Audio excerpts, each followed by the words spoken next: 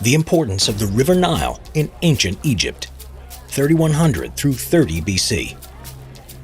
The River Nile was life in ancient Egypt, providing a fundamental source of water and fertile silt, while simultaneously offering protection and spiritual strength. Ancient Egyptians monitored the Nile and regulated their daily and annual activities based on its waters.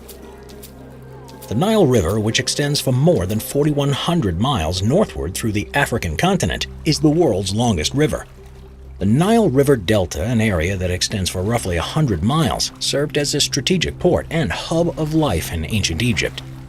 Within the delta itself, the Nile splits to form the Rosetta Branch and the Damietta Branch, which run west and east respectively.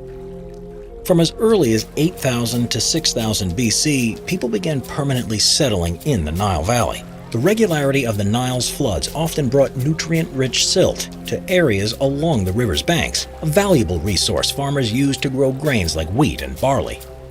This dynamic made Egypt one of the most fertile regions in the ancient world. By roughly 3500 BC, Egyptians began tracking the Nile using nilometers. Initially, nilometers were read on columns placed in the river to mark water levels, and priests would keep records. Later on, designs included stairs descending into the river itself. Similarly, observers noted the cycles of the Nile. The year was divided according to those cycles, with 3 distinct seasons. During Akhet, or inundation, the Nile flooded. Following this first season, the Peret, or growing season, then took place as the land emerged from the flood. Once the crops were ready, the Egyptians harvested during Shemu, the 3rd season in the ancient Egyptian calendar, when the water was short and the crops were harvested. Farming techniques in ancient Egypt involved manual labor, with the use of some draft animals to plow the land. Wheat was separated by winnowing, using a wooden scoop which was thrown in the air so the chaff was blown away, leaving the heavy seeds in the ground. Grain was used to make bread, porridge, and beer, all foodstuffs fundamental to sustaining life. Farmers also grew cotton, beans, flax, and papyrus. Egyptians began to irrigate with the waters from the Nile, extending the amount of land that could be used for agricultural production. By 3100 BC, canals and dams emerged to channel water throughout the valley. The development of shadoufs, a system of ropes, beams, and buckets to retrieve water from the Nile, allowed people to move water from one channel to another, or to transport water to fields further out. From shadoufs appearing from around 1700 BC to water wheels a millennia later, irrigation continued to expand throughout the Nile Valley. With greater understanding of the Nile came more informed and better coordinated trade practices. The Nile served as the primary transportation route through the region.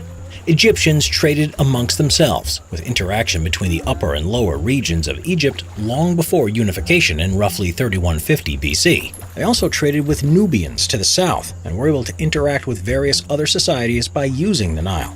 Because Egypt had plentiful supplies of grain, it was able to obtain wood, metal, and luxury items through exchange with Nubians to the south and contemporaries in locations like Mesopotamia, Greece, and Rome. Because the Nile was so important to life, agriculture, and production, Egyptians connected spirituality to its waters.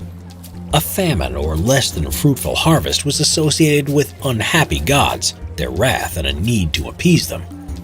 The most closely connected myth with the Nile was that of Osiris, Set, and Isis. Osiris was murdered by his brother, Set, because the latter was jealous of the former's power. By tricking Osiris into a coffin that he then threw into the Nile, Set killed his brother. Osiris's wife, Isis, undertook a search for her husband's body. She found him and left her sister Nephthys to guard the body from Set. Set inevitably found the body, cut it into pieces, and distributed those parts throughout Egypt. Isis and Nephthys went to find all of the pieces and were able to locate everything but Osiris's genitals, which Set had thrown into the Nile.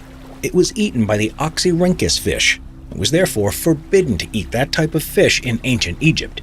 Another god was Hapi, who was the personification of the Nile River, symbolizing water and fertility. He was seen as the god who controlled the annual flooding of the Nile River and was worshipped by everyone in Egypt. Because the pharaohs were seen as gods in mortal form, they were also tied closely to the activities of the Nile. It is said that when the pharaoh Djoser experienced a famine during his reign, he was visited by the god Khnum in a dream. Khnum, connected to rebirth and creation, instructed Djoser to fix his temple in order to end the famine, which Djoser did. As a result, Egypt returned to a state of fertility, and Djoser was heralded as a great king. Egyptians enjoyed protection thanks to the Nile. The Egyptian kingdoms raised many mud brick forts along the Nile that enhanced the defensive capabilities of the kingdom against its southern neighbor, Nubia. Hostilities with Nubia to the south were also mitigated by cataracts, or shallow areas with rapid water, stones, and inlets that prohibited easy movement. As a thriving civilization, Egypt developed within a limited area around the Nile, protected by dry desert all around it. The arid land served as a deterrent to potential invaders and raiders. The Nile was also a source of recreation and fun. Swimming and games in the Nile were common, as were boat races and riding the rapids. Fishing in the Nile could be an activity to obtain food, or part of a day relaxing near the river. Egyptians would fish with spears, nets, and baskets made out of papyrus. The Nile River was not without any dangers, however, as many wild animals lurked in its waters.